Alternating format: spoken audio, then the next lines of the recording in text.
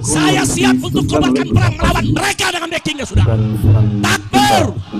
Umat Islam semua saya tanya, siap perang melawan gerombolan monyet? Takbir. Takbir. Takbir. Tidak usah takut, panjenengan sudah berani deklarasi begini ya jangan takut. Jangan membuat garis perjuangan sendiri. Siap ya? Jadi jangan ada lagi nanti alasan wah ini Sokora Setengah kondisinya berbeda lah. Kita nggak mau ikut begitu, jangan. Ya kalau kita sudah kadung berani ya tadi minggir orang minggir.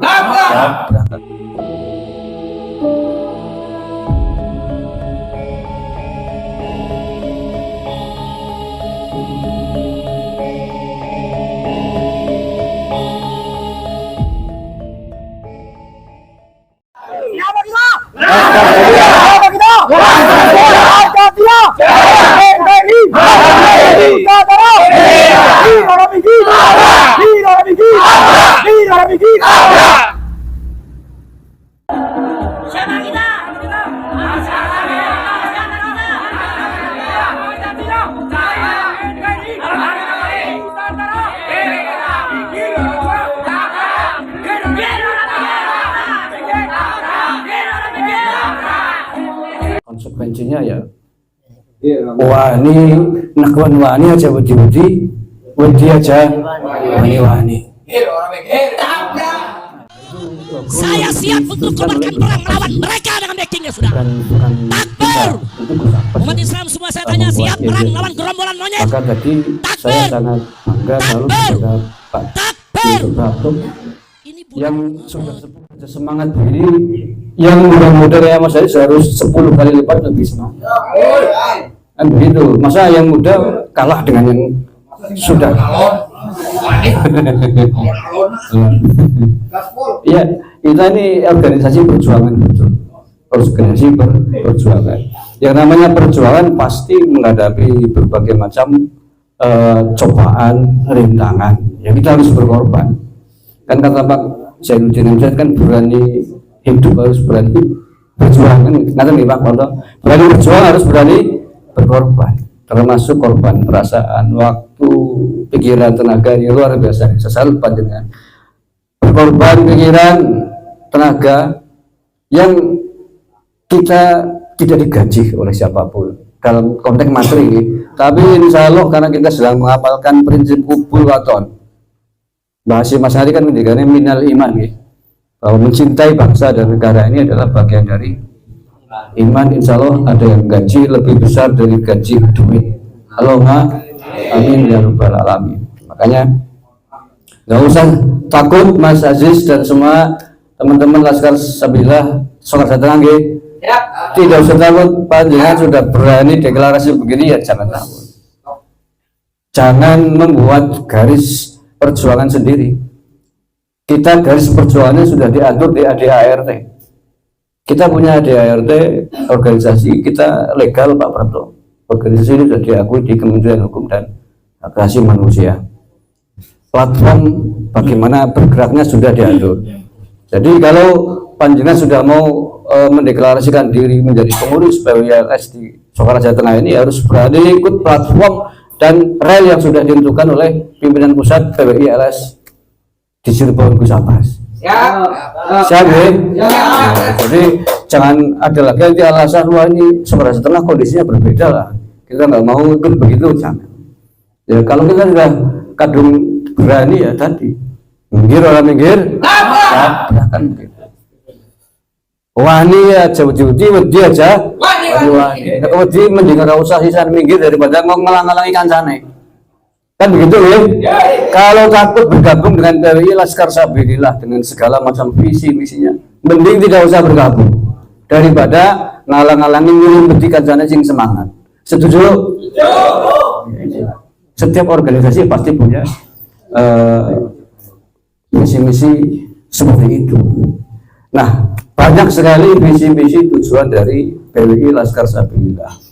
Silakan dibaca di ADART itu dan kita bagikan berkali-kali di grup pelajari. Tetapi intinya di antara hal penting yang sedang diusahakan, dilakukan, diperjuangkan oleh PWI LS adalah yang pertama, kita sedang berupaya, sedang memperjuangkan, sedang menjaga harkat martabat kewibawaan Rasulullah Shallallahu Alaihi Wasallam yang dunianya dikotori oleh klan Pahlawi Aman, yang mereka tidak bisa membuktikan sebagai cucu Nabi, ngaku-ngaku sebagai cucu Nabi.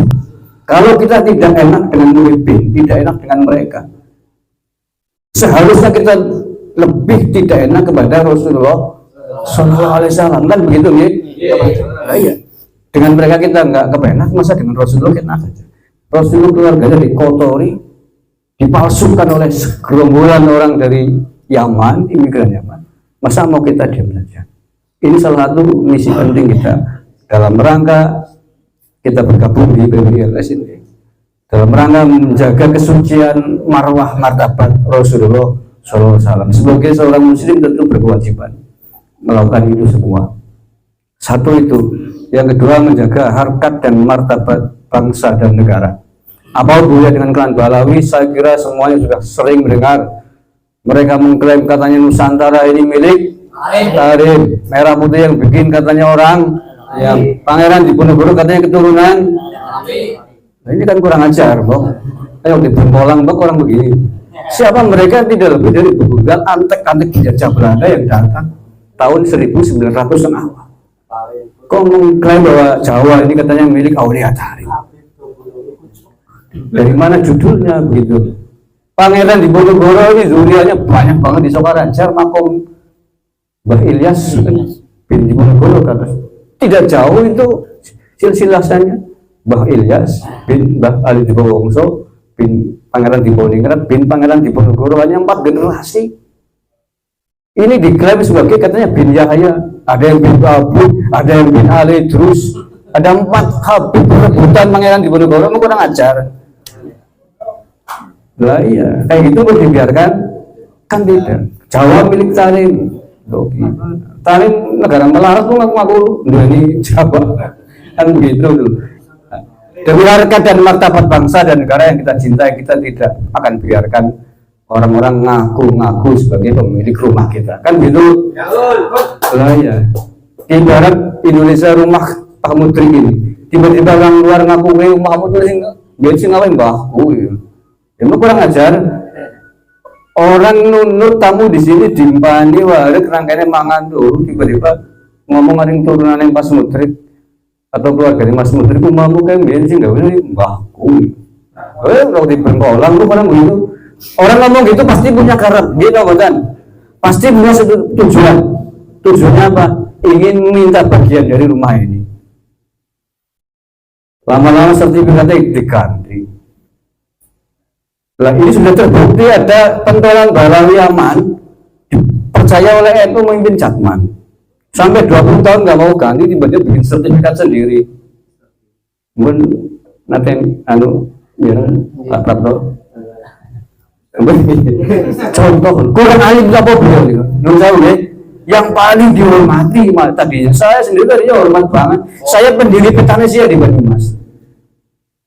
Saya ngarang berbohong ini kan fakta sampai dibekukan oleh PBNU.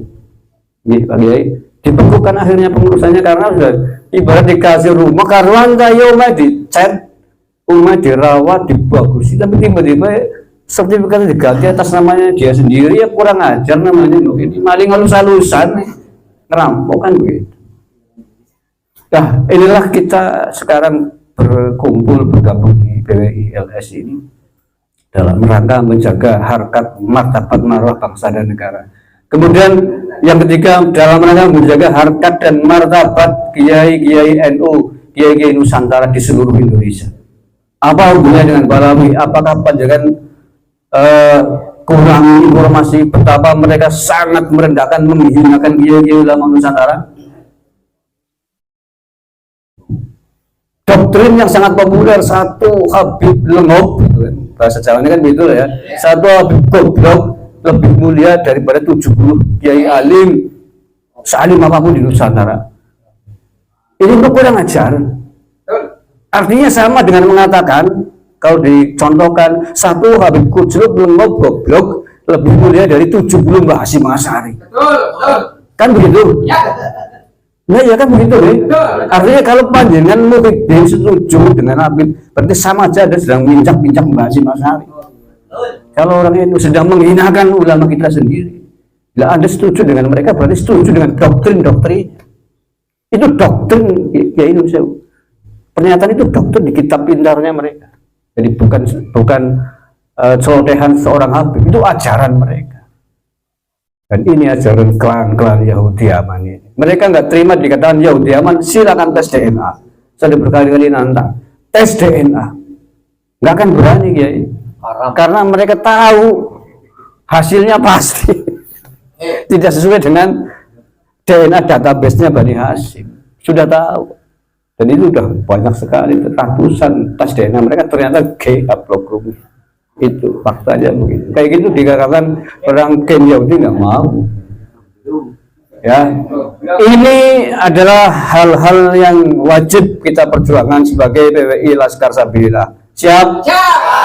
Nah, bergabung di sini harus berani menjaga marwah martabat beberapa hal yang tadi saya sebutkan, termasuk siap dengan segala resiko tantangannya.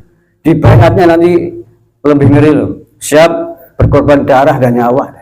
Bayat saat pelantikan, dan itu Gus Abbas sendiri yang membuat. Nah, persoalan hubungan keluarga yang monggo diatur komunikasi caranya bagaimana. Yang intinya yang sedang kita hadapi adalah mereka nih, keturunan klan Pahlawi dari Yaman, bukan Muhyiddin. Saudara-saudara kita memang mereka. Walaupun ini cobaan yang cukup berat, tetapi yang sedang kita hadapi adalah klan Pahlawi Yaman yang jumlahnya tidak banyak, hanya sekitar 100.000 orang di seluruh Indonesia. Yang banyak Muhyiddin tadi yang masih mau dibodohi saja. Roti dicakuli di balang-balang, aku biar 1.000 gelem jajan goblok. Wonten video ning Kiai. Habib nyakuli roti di balang, aku biar 1.000 gelem. Astagfirullah, itu kan penjajahan spiritual. Itu yang sedang kita hadapi. Oke, selamat, terima kasih. Saya sampaikan sekali lagi kepada panjenengan semua, khususnya dari Sokaraja Tengah yang telah berani membentuk pengurus, mendeklarasikan diri pengurus PWI Laskar Sabilillah Ranting Sokaraja Tengah di tengah-tengah banyak keturunan imigran Yaman di sini. Oke. Selamat saya ucapkan, tidak usah takut, di sini ada Damijil, ada Mas Amir. Kalau kira-kira ngadami sendiri nggak sanggup, konsultasi dengan Damijil. Nanti Damijil konsultasi dengan saya. Banyumas nggak sanggup menangani, misalkan ada Gus Abbas, gitu. Kita punya penasihat yang luar biasa, mantan Kasat Jenderal Dudung di tingkat pusat ya. Jadi nggak usah khawatir, takut bahwa organisasi ini dianggap organisasi yang liar atau ilegal, enggak. Organisasi ini sangat legal. Salah satu jajaran penasihat pusatnya adalah Jenderal Dudung Abdurrahman yang hari ini menjadi anggota Dewan Penasihat Presiden Prabowo Subianto. Jadi nggak usah ragu-ragu, mantap, sekali layar terkembang, pantang surut ke belakang. Minggir orang minggir.